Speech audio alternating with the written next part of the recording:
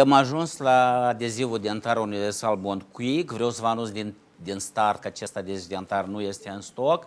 Apare prețul pentru piața noastră la sfârșitul lunii februarie, va fi cu următoare comandă, se spune martie-aprilie. Este un adeziv dentar. Deja avem un flaconaj, nu mai deșurubăm, îl deschidem cu o singură mână. Arată cum e arătat aici. Are pe lângă monomer UNDP un nou monomer amide monomer. Fără timp de așteptare. La fel are și toți trei tehnici de gravări, selectivă, totală și autogravare. Multilateral. Mai puțin sensibil. Aici să vă spun ceva important. Amide monomer face o pătrundere rapidă și nu este nevoie de timp de așteptare.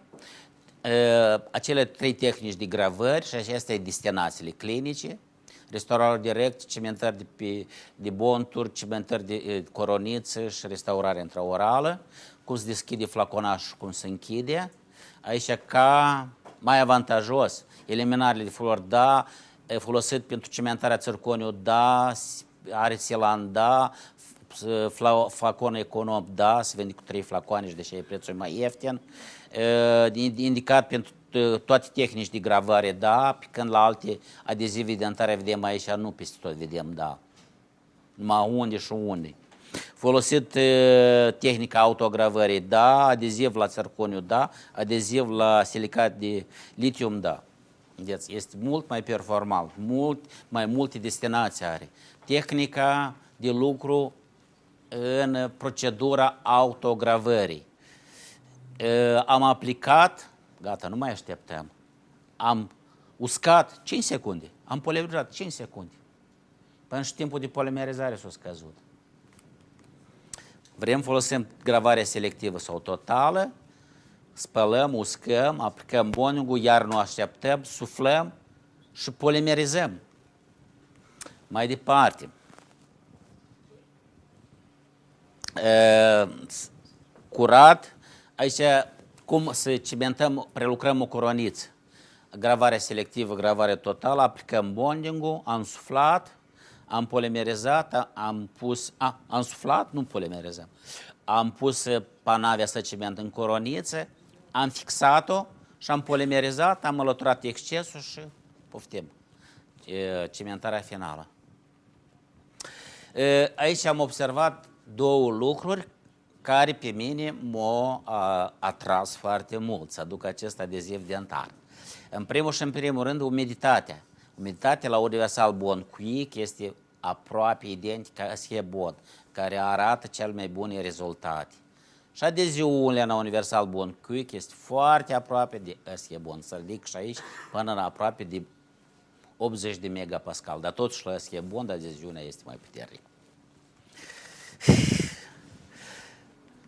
Aha. Interesant, nu era până acum. Ce se întâmplă cu proprietăți hidrofilice. Noul amide monomer. După absorția apei. Că aici la Universal Bond și aici la Universal Bond Quick. 4 generații de adezive dentare, totul în unul. N-a să găsesc nici o companie să aibă atâtea adezive dentare dintre aceeași clasă și toate bune. Toate bune, într-o perioadă foarte scurtă de timp, din 2005 până în 2017. Este o companie al adezivilor dentare din lume. Cel mai reușit adezive dentare din lume le găsesc la compania Curaray. Concluzii, nu, în primul și în primul rând, sunt adezivele dentare cu cea mai scăzută sensibilitate.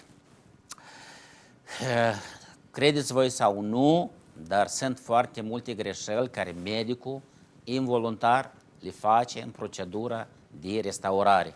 Ei înlătură greșelile involuntare ale medicului. Spre exemplu, ca umiditatea în cavitate, ca suprauscarea, ei înlătură pentru că monomerul UNDP creează cea mai bună umiditate în cavitate. 65%. Reduce timpul de lucru, ați văzut că timpul de lucru se reduce până la 25 de secunde.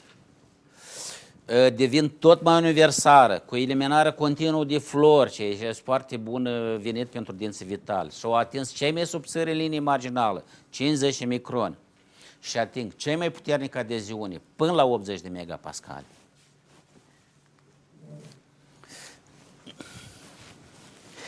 Este o medie care folosește un adeziv dentar de mulți ani și ea se dispune. De ce îl folosește?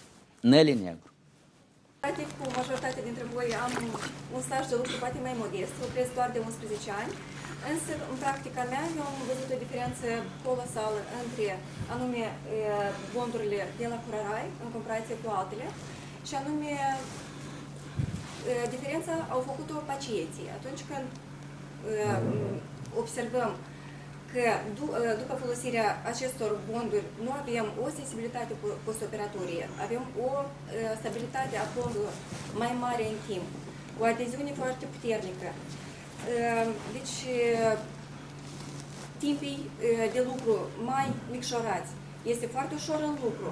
Deci, toate aceste momente luate în ansamblu ne-au făcut și lucru mai ușor și o diferență pentru pacient. Adică ne crește imaginea noastră în fața pacienților și încrederea lor în noi.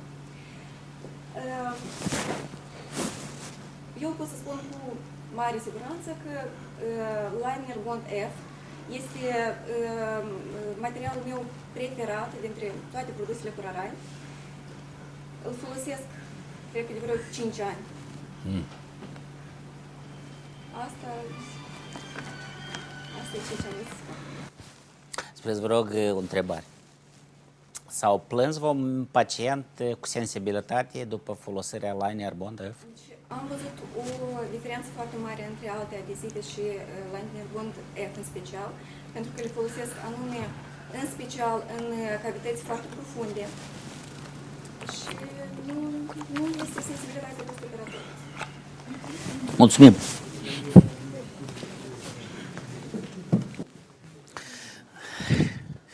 Eu o să scot comentariul de la mai mulți medici, deoarece foarte mulți medici au luat deodată universal, universal bond din Chișinău și au spus că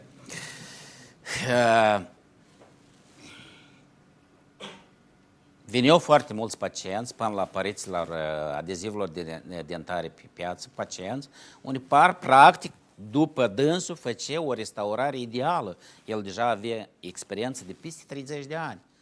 Dar sensibilitate, dureri era. Avea aparat rentgen în cabinet, avea radiografie intraorală, făcea imagini. Se uita, obturație ideală, dar durerile sunt. Și nu știe din ce cauză.